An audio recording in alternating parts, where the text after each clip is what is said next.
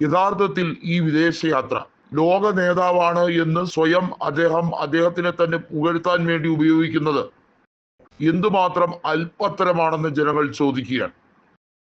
Godi media ഇതൊക്കെ ആഘോഷിച്ച് തകർക്കുന്നുണ്ട്.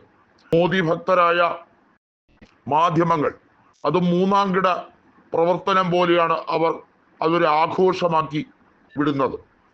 നരേന്ദ്രമോദി ട്രംപിന്റെ മുമ്പിൽ ഭയഭക്തിയോടെ ഇരിക്കുന്ന ആ സീൻ അത് ഓരോ ഭാരതീയനും എങ്ങനെ മനസ്സിലാക്കുന്നു എന്നുള്ളതാണ്. PM മോദി ഇന്ത്യയുടെ താല്പര്യങ്ങൾ എല്ലാ തരത്തിലും സംരക്ഷിക്കാൻ എന്തെങ്കിലും ഇടഞ്ഞിട്ടുണ്ടോ? കടുത്ത സ്വരത്തിൽ അദ്ദേഹത്തിന്റെ ഭാഷ ഉപയോഗിച്ചിട്ടുണ്ടോ എന്ന കാര്യങ്ങൾ നമ്മൾ മനസ്സിലാക്കേണ്ടതുണ്ട്. അതായത് ട്രംപിന്റെ മുഖത്ത് നോക്കി ഏതെങ്കിലും കാര്യങ്ങൾ വെട്ടിത്തുറന്ന് പറഞ്ഞിട്ടുണ്ടോ എന്നുള്ളതാണ്. ഡൊണാൾഡ് ട്രംപ് പറഞ്ഞ ഏറ്റവും വലിയ കാര്യം എന്താണ്? ബ്രിക്സ് രാഷ്ട്രങ്ങൾ പുതിയ നാണയം ഇറക്കാനുള്ള കൂട്ടായ തീരുമാനത്തിൽ നിന്ന് ആദ്യം പിൻവാങ്ങിയത് സാക്ഷാൽ ഇന്ത്യൻ പ്രധാനമന്ത്രിയായ നരേന്ദ്രമോദിയാണ്. ഇത് ട്രംപിന്റെ ഭീഷണിയാണ്. അതായത് ട്രംപ് കൃത്യമായി എന്ത് പറഞ്ഞാലും അത് അക്ഷരപ്രതി തെറ്റാതെ അനുസരിക്കുന്ന അദ്ദേഹത്തിന്റെ ഒരു അനുകൂലിയായി നരേന്ദ്രമോദി സ്വയം മാറുകയാണോ? ഇപ്പോൾ റഷ്യൻ പ്രസിഡന്റായ വ്ളാഡിമിർ പുടിന് പോലും സംശയമുണ്ടാകുന്ന ചോദ്യമാണ്, എന്തിനാണ് അവരോട് വിധേയത്വം കാണിക്കേണ്ടത്?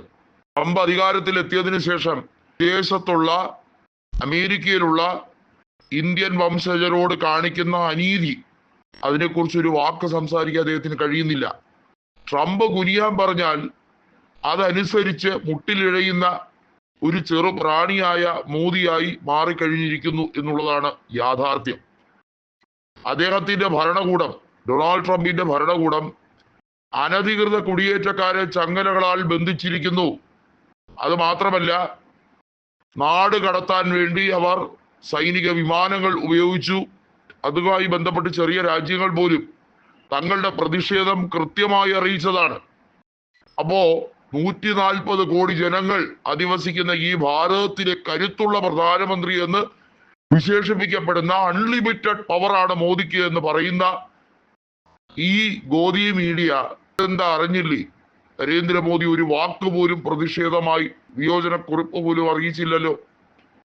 താരിഫിനെ കുറിച്ച് പരാമർശിച്ച സമയത്ത് നരേന്ദ്രമോദി ട്രംപിനെ പ്രീതിപ്പെടുത്താൻ ഇന്ത്യയുടെ താല്പര്യങ്ങൾ എല്ലാ രീതിയിലും ഹനിച്ചു.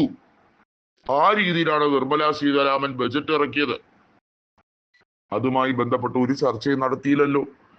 ട്രംപ് ബംഗ്ലാദേശുമായി ബന്ധപ്പെട്ട കാര്യത്തിൽ അത് നരേന്ദ്രമോദിക്ക് വിട്ടിരിക്കുന്നു എന്ന് പറയാൻ കാരണമുണ്ട്. അമേരിക്കയ്ക്ക് താല്പര്യമില്ലാത്ത വിഷയങ്ങളിലൊന്നും അവർ ഇടപെടുന്നില്ല.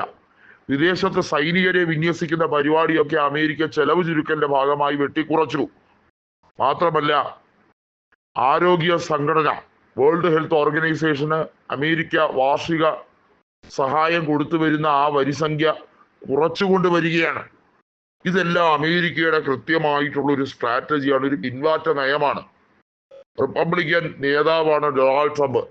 ഡെമോക്രാറ്റുകാരുടെ ആ വിശാല മനസ്കതയൊന്നും ഡൊണാൾഡ് ട്രംപ് ഒരിക്കലും കാണിക്കില്ല എന്നുള്ള യാഥാർത്ഥ്യമാണ്.